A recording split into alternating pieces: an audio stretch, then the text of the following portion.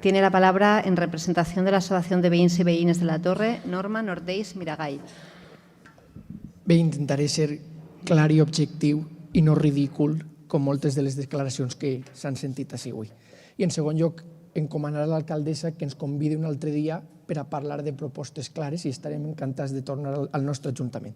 Bé, han passat 52 dies des que tinguera lloc el major desastre natural de la història dels valencians.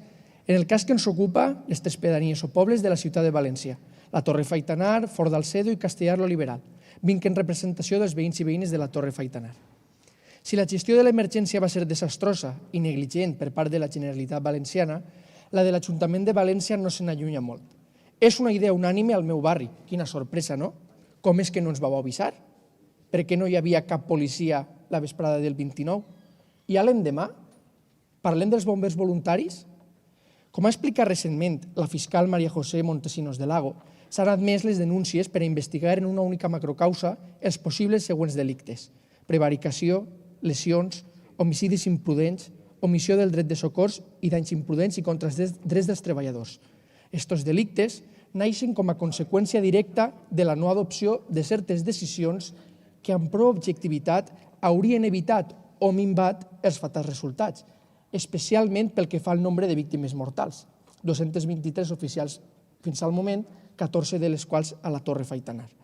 Aquests fets estableixen, doncs, una relació causa-efecte amb la consegüent atribució de responsabilitat criminal de naturalesa objectiva, verificable tan sols en parar atenció al resultat.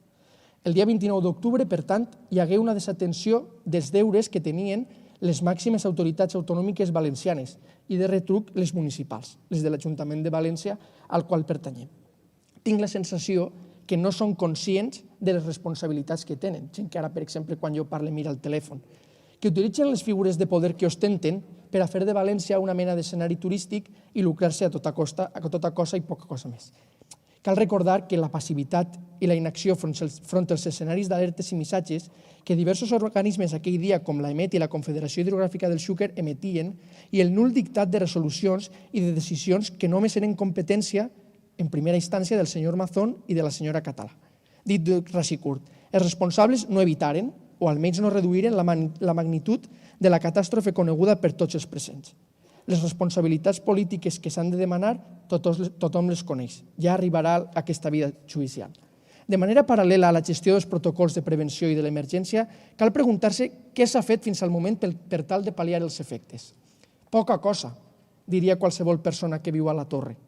Volem explicacions sobre què s'està duent a terme, què hi ha previst, volem dades clares, objectives i coherents. Percebem que s'intenta amagar la nefasta gestió, mentre s'executen projectes a tort i dret i es reparteix el pastís. El principal problema és la falta de comunicació i transparència.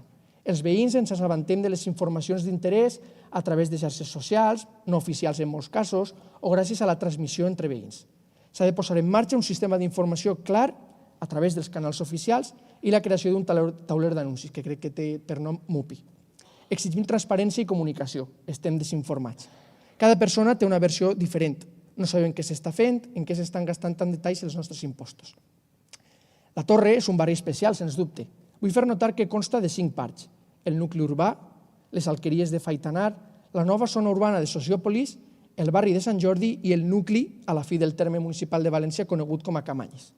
D'entrada cal considerar totes i cadascuna de les persones que viuen en aquestes zones com a iguals, sense distinció. La Torre Faitanar, a més, es caracteritza per tindre un caràcter insular. Està enmig del no-res, envoltada d'autovies, camps i vies de tren, sense cap nucli de població col·lateral al qual no s'accedisca a través d'un pont o travessant una carretera. És important de tindre present.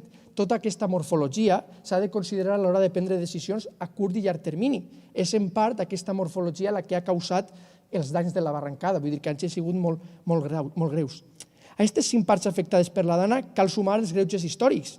Hi ha zones amb mancances tan greus com l'enllumenat públic, l'accés a l'aigua corrent o la connexió amb transport públic. És per això que demanem la declaració de la Torre Faitanar i dels altres pobles del sud afectats, que ja estan així també representats, com a zones vulnerables, a fi de destinar tots els recursos possibles provinents de totes les institucions que tinguen competències. L'abandonament no pot continuar. Calen mesures fermes en tot el barri. La possible solució només té 2 paraules: pla integral.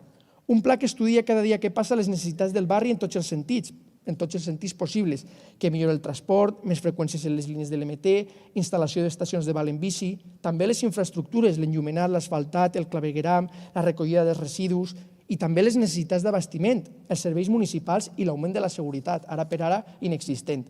Hi ha escassetat de contenidors, els autobusos municipals van complets a la segona parada, no tenim un lloc on comprar, els ascensors no funcionen, hi ha gent gran que encara no ha baixat al carrer, continuen les muntanyes de cotxes, els semàfors no funcionaven fins ahir.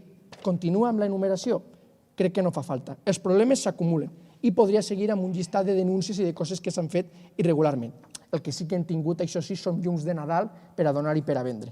Bé, en definitiva, cal posar en marxa i acabe plans ferms d'inclusió social, d'atenció a la dependència, a la salut mental.